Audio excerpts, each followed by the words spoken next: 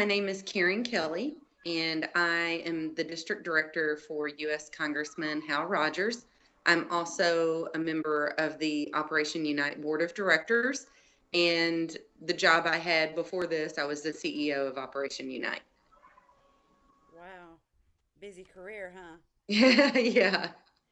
So, exactly what is Operation Unite? Operation Unite is a nonprofit organization that was started in 2003 to battle the drug scourge in eastern Kentucky.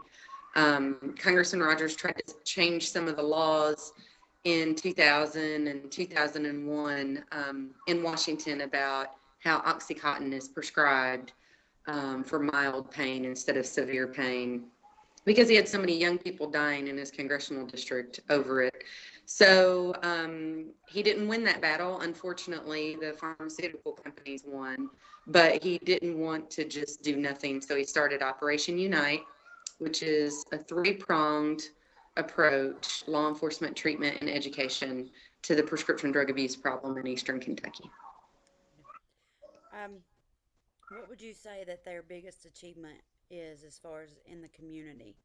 Well, I think we definitely know that awareness of the problem has been raised. We also know that a lot of lives have been saved. There's many people that I'm friends with now that I can look at and say are here because they got help when it was needed the most. Unite has a voucher program, so if somebody can't afford treatment, they'll pay for it for them.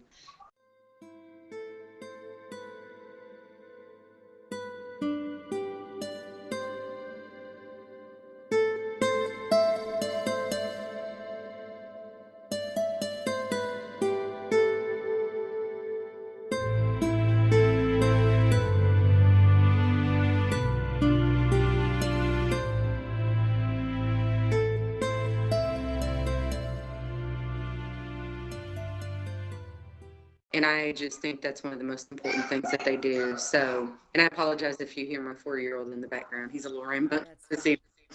evening. But there's a lot of accomplishments. I think we're now in Eastern Kentucky raising up a new generation of young people who understand the dangers of drugs, and we have Unite clubs in schools and a lot of programs for at-risk youth.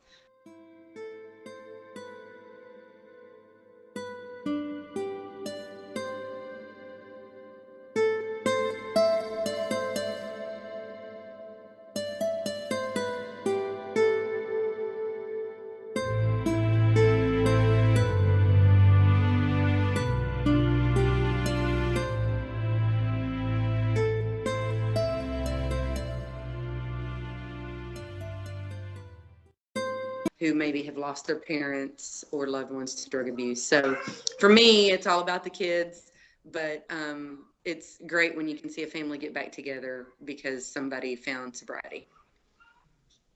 Yeah, that's true. Um, what was the biggest thing that Unite started, like in the community? Well, definitely the community coalitions, asking for volunteers, asking people to give their time. And everybody's busy these days, so that was a big ask. But asking people to make it a mission in their lives to stop this epidemic from continuing to spread. I talked to people that worked in hospitals, and they said they had a young person coming in every single day of the week, and we're talking about very small rural communities who've overdosed on Xanax or oxycodone or hydrocodone, and it was just too much. So asking people to volunteer to try to reach those people and to raise awareness in the community about the issue and to find solutions, that's huge. I also always think we can't neglect the kids left behind Yeah. either. So Unite's done a lot of work in that area with summer camps and programs in the schools, tutoring, mentoring, and that is obviously very important as well. How many volunteers do you think you all have? When I left Unite 2 years ago, we used to keep a pretty good count, and it was over 10,000 Wow. in a 30 county area. I know when I left, it was over 10,000. Wow. So that's really probably one of the main things that helps you not be so functional and work so well is because people have gotten involved. There's no question about it. This problem cannot be solved from Washington, D.C. or Frankfurt. There's definitely policy issues that can impact this problem, and make things better. And we've seen a lot of that. But you're not going to get that support if you don't have community people speaking out. And Washington, D.C. can't save a community, but people who live there can. And that's one thing we always had to remember at Unite. Yeah.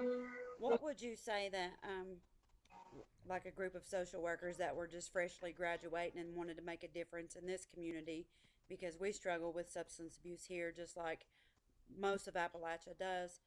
What would our process be? What would that startup be?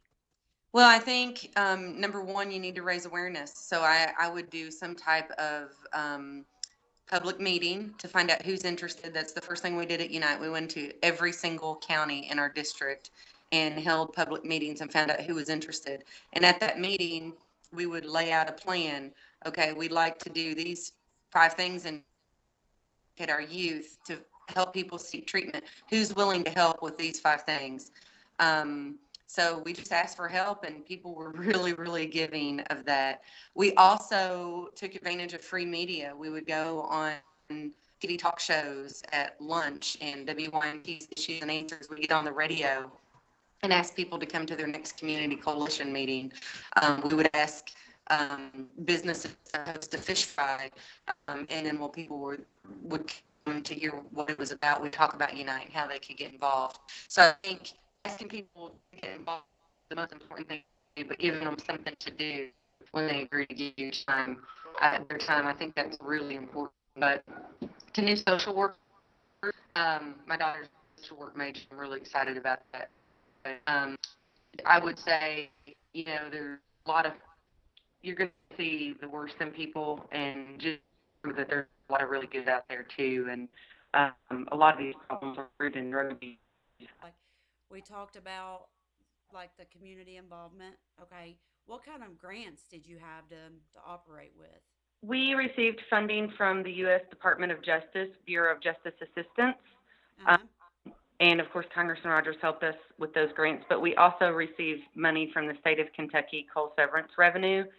And then we have asked for a lot of private donations. Like we had a coal company that gave us over $500,000 Wow. to give treat 100% of that money went to treatment vouchers.